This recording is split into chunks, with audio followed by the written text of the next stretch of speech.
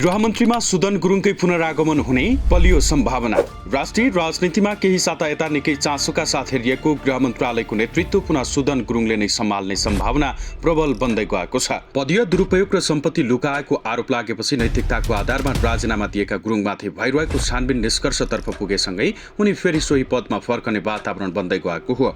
संसदमा प्रतिपक्षीय दलहरूले उनीमाथि निरन्तर प्रश्न उठाउँदै गृह मन्त्रालय अन्तर्गत भएको एक ठूलो ठेक्का सम्झौता प्रक्रियामा उनले प्रत्यक्ष संलग्नता रहेको आरोप लगाएका थिए। सदनमा विपक्षीहरूको अवरोध बढ्दै गएपछि र राजनैतिक गतिरोध उत्पन्न भएपछि त्यसलाई निकास दिन र निष्पक्ष छानबिनको मार्ग प्रशस्त गर्न उनले वैशाख 9 गते गृहमन्त्रीको पदबाट राजीनामा दिएका थिए। आफूमाथि लागेको आरोप पूर्णतः निराधार रहेको र स्वतन्त्र छानबिनबाट सत्य तथ्य बाहिर ल्याउन दाबी गर्दै उनले पदत्याग गर्दा राजनैतिक वृत्तमा ठूलो तरङ्ग उत्पन्न भएको थियो।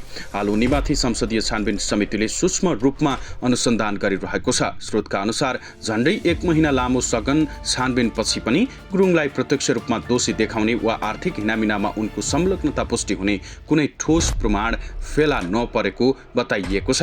मन्त्रालयको खरिद प्रक्रियामा केही नीतिगत र प्राविधिक त्रुटिहरू पक्कै देखिएका छन्, तर त्यसमा तत्कालीन गृहमन्त्रीको व्यक्तिगत बदनीयत, नीतिगत भ्रष्टाचार र आर्थिक लेनदेनको कुनै पनि संलग्नता पुष्टि हुने आधार नभेटिएको अनुसन्धानमा संलग्न उच्च अधिकारीहरूले बताएका छन्। सरकारवाला निकायका कागजात र सम्बन्धित कर्मचारीहरूको बयानले पनि मन्त्री गुरुङलाई विवादमा तान्ने भन्दा पनि तल्लो तहको प्रशासनिक कमजोरीलाई इङ्गित गरेको बुझिएको छ। उक्त प्रतिवेदनले गुरुङलाई निर्दोष साबित गर्दै पूर्ण रूपमा क्लिन चिट दिने सम्भावना बढेसँगै राजनैतिक वृत्तमा उनको शानदार पुनरागमनको चर्चा चलिएको छ। राजसभाभित्र पनि गुरुङमाथिको आरोप प्रमाणित नभएमा उनलाई नै ससम्मान गृह मन्त्रालयको जिम्मेवारी सुम्पिने भद्र सहमति यसअघि नै भइसकेको निकट स्रोतको दाबी छ। प्रधानमन्त्रीले समेत गृह मन्त्रालयको महत्त्वपूर्ण र संवेदनशील कार्यभार हालसम्म अन्य कसैलाई नदिई आफैसँग राख्नुले पनि गुरुङको पुनरागमनको सम्भावनालाई थप बल पुर्याएको छ।